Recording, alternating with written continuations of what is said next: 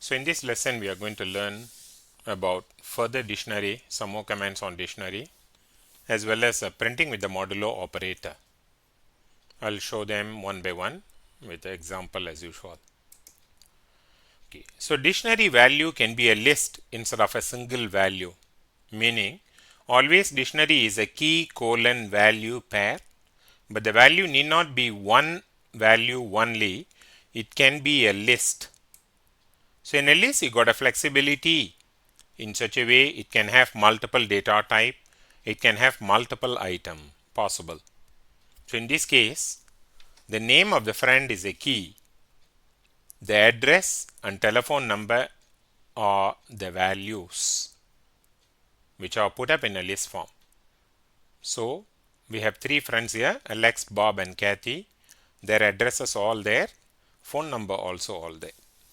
Okay, so now we are going to see some operation here.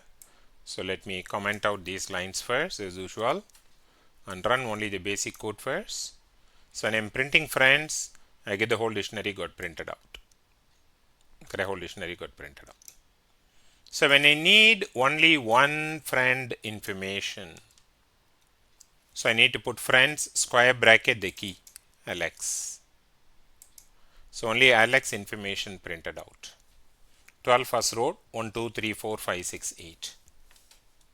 Okay. I want to go much more deeper. I need only Alex address.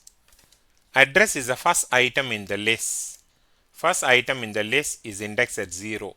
You know that list index always starts from 0. 0, 1, 2, 3. So when I run this, you notice only the address is printed out. If I go there and put number 1 or run it, so you can see phone number is printed out. What will happen when I put number 2, which isn't available, run it, it will throw error. Right, it will throw an error. You don't have a number 2 there. You got only 2 items, they are numbered as 0 and 1. 0 and 1. So change back to 0, run it. So it just shows 12 first row. Okay, that's for keeping a dictionary with multiple values here, which are very much useful. Second one, in this scenario, how do I do updating? How do I do deleting and so on? So let's take a look one by one. Let me comment out this part first. So I have the same dictionary here. I am changing the phone number of Alex. Original phone number is 1 2 3 4 5 6 7 8. I am changing it to 1 2 1 2 1 2 1 2. So run it. You notice Alex number change. So when I want to change individual item, no problem, I can just change. I just need to say what am I changing. I am changing Alex phone number. That's all. Alex given me his email. Can I add in an email? Possible. Alex value is a list. In the list you want to include, it has to be dot append. If you want to include something in the list, it has to be dot append. So friends Alex dot append whatever I want to append. I run this to show you. You can see Alex data. Bob and Kathy don't have an email, so we don't disturb them. They are as it is. So for example, you wanted to check, you can always put here print friends. F-R-I-E-N-D-S, friends. Run it. So you can see Alex only got the info, Bob and Kathy isn't. Bob and Kathy isn't. Okay. Just to show you, so let me remove this. Then the email I want to remove. When I want to remove, the item is dot pop. Dot pop. So it's actually the same concept. Append and pop is a concept of list. Since the values are in list form, we just use those commands here. That's all. Right? Okay. So run this. So you notice the email that you have added earlier step in line number 11 got removed from line number 15 by line number 15. So append is to add values to the list. Pop is to remove the last value from the list. So in this case, the last item is the email, so it has got it removed. So this way you can append, update, delete the value data inside a dictionary. Okay, this would be very useful. So many times you can see numbers printed as 1.66666666 that annoys you, and you want to change it to 2 decimal place, fix it, and so on. The modulo operator would be helpful. For string, you have to use the letter S. For integer, you have to use the letter U. For float, you have to use the letter F. Where? I'll show you. So let's take a look at this part first. Let me comment all these items. I want to print 4 items here.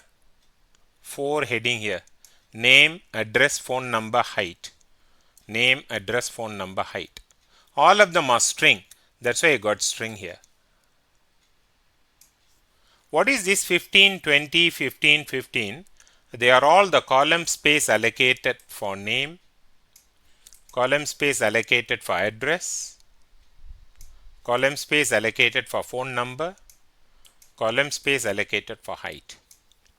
It's my own number. You can always change this. You can always change this. So if you find out address 20 letters is not enough, you want to increase, you can increase. So phone number, you don't need 15, you need only 10, you can control 10. You don't need height to be 15 characters, you want it to be less, you can do that, no problem. So what is the use of plus here? You use plus here. Normally you don't say plus, but in the next part we got minus here. Next part we got minus here. Let me show you. So what is minus here? Let me run one with plus, another one with minus. So you notice plus means it is right align, right align. Minus means it is left align. Minus means it is left align. So heading, usually they are left aligned. Heading, usually they are left aligned. Numbers, usually they are right aligned. Numbers, usually they are right aligned. Headings are left aligned. So let's keep left aligned. So right align, I have shown it to you. If you want to use, you can use it. Okay. Now the next, there are 2 lines here, 2 lines of information. Look on them, they have to tally. Alex is a string, so need to use S here. 12 first row is a string, need to use S here. This is a number, need to use D here, D for Denmark, D. This is a float, need to use F here. F here. I will show it to you later what is 8.2F. 8.2F. So the text all, I want it to be left aligned. So that's why I use minus here.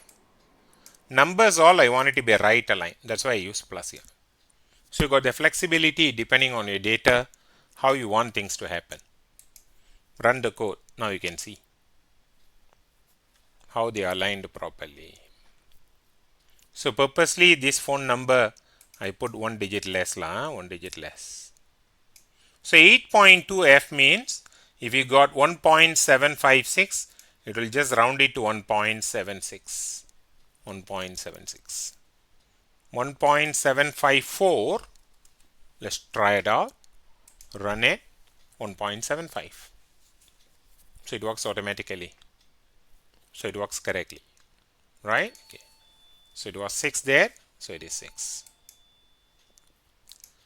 Next one, printing dictionary as a formatted column. So you can look through is the same way here. You got friends here. So you have a loop here. When you are printing out this portion is normal print, normal print. So when you don't want normal print, you can do formatted print. Our formatted print is the same thing that I have taught you earlier. When you run this, then you'll have a formatted print, nicely formatted column because of all the numbers here, all the numbers here. So open the code, type the code from the video to the Google Colab, try them one by one and enjoy your learning. I will see you in the next lesson.